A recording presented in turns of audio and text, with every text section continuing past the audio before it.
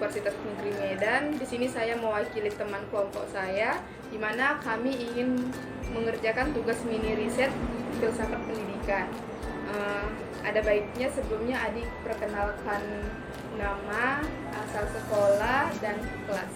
Nama saya Dina Judika Lukestiara, kelas 8, asal sekolah SMP Negeri 27 Medan.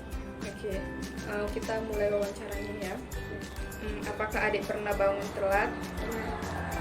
Apakah adik sengaja pulang terlambat dari sekolah? Rumah? Kenapa?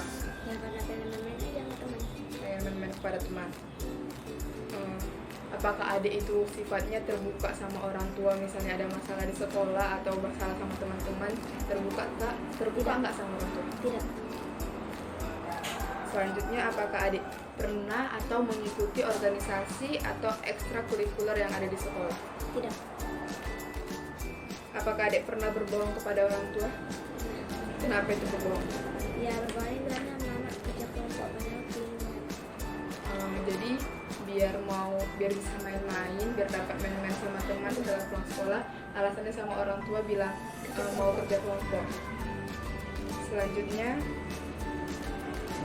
apakah adik pernah ingin memberontak terhadap peraturan waktu yang ditetapkan orang tua kepada adik? Kenapa memberontak? Ya karena tidak dikasih keluar. Biar main gitu. Jadi misalnya memberontak itu orang tua nggak marah gitu? Ya marah, makin marah. Jadi misalnya dimarahi tetap mau keluar nggak? Tetap aja melawan. Apakah adik pernah merasa bahwasanya dirimu itu terlalu dibatasi sama orang tua? Oke. Makasih atas waktu yang telah adik berikan kepada kakak. Terima kasih. Baik, saya akan mewawancara ibu. Apakah anak ibu pernah bangun terlambat? Pernah. Kalau pulang sekolah itu anak ibu pulang ke rumah tepat waktu atau lebih sering terlambat? Sekali-sekali terlambat. Apakah anak ibu membantah dengan terhadap peraturan yang ditetapkan di rumah? Enggak sih, enggak terus membantah. Ada kalanya dia membantah. Apakah anak ibu terbuka sama ibu, misalnya dia di sekolah ada masalah dengan teman-temannya? Anak saya kan dua, yang satu terbuka, yang satu lagi tidak. Apakah anak ibu pernah mengikuti organisasi atau ekstrakurikuler yang ditetapkan di sekolah? Mengikuti. Apakah anak ibu pernah berbohong atau apakah ibu pernah menemui atau mengetahui bahwasanya anak ibu itu berbohong terhadap ibu? Dalam bentuk apa itu? Misalnya lagi di mana, lagi diskusi sama teman, terus saya telepon temen yang lain gitu kan, tadi pergi main sana main sini gitu, itulah ketahuan sama ibu.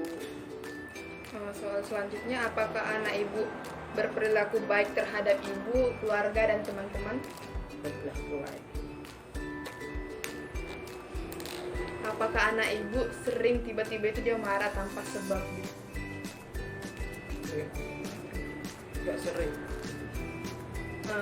Langkah apa yang ibu lakukan agar anak ibu disiplin terhadap waktu? Ya, biasakannya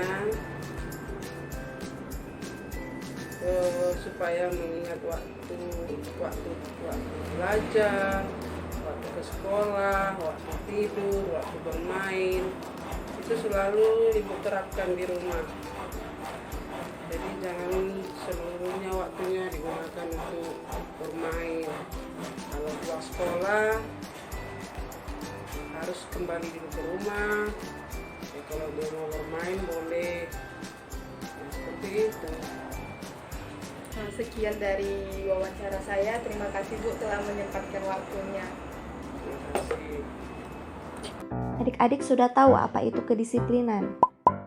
Kedisiplinan berasal dari kata disiplin, yang artinya mengerjakan segala sesuatu sesuai dengan waktu yang telah ditentukan atau tepat waktu.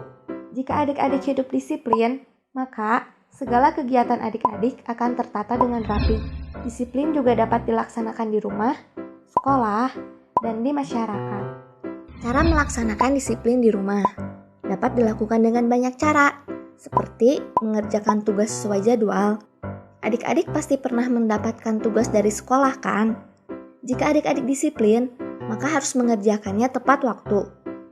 Selanjutnya, jika kita disiplin, kita harus menjalankan ibadah tepat waktu, sesuai dengan agamanya masing-masing.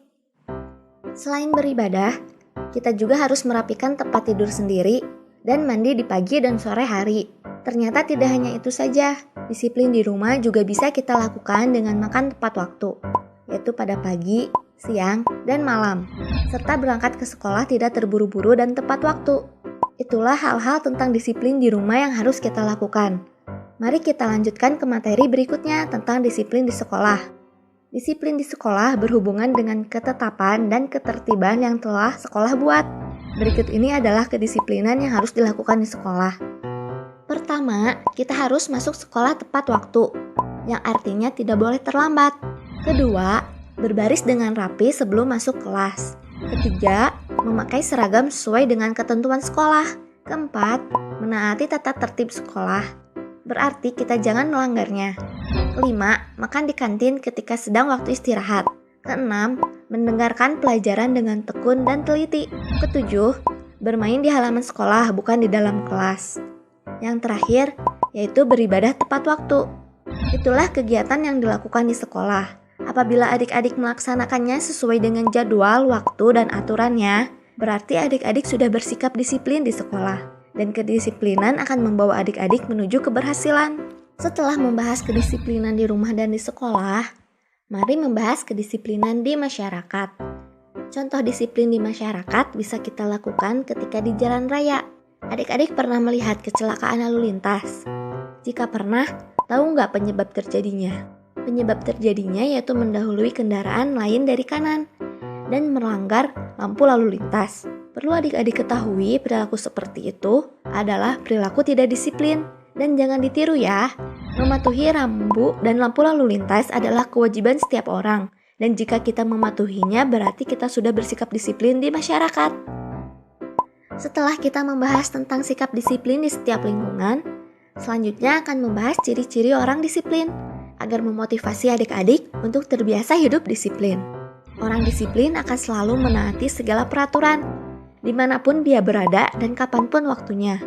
Selalu mengerjakan segala sesuatu dengan tepat waktu. Hidupnya terjadwal dengan teratur, dan selalu melaksanakan semua tugasnya dengan baik. Jika adik-adik semua bisa membiasakan hidup disiplin, adik-adik juga bisa mendapatkan manfaatnya.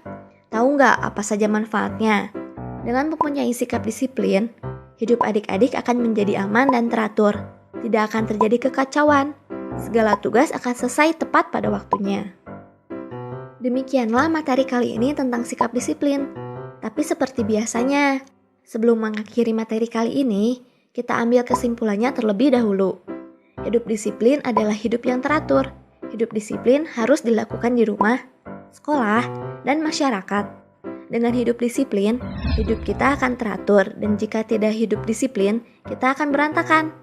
Nah, materi tentang kedisiplinan untuk hari ini mudah kan? Banyak sekali jenis perilaku disiplin yang ada. Agar lebih jelas, kalian bisa cari tahu sendiri ya teman-teman. You say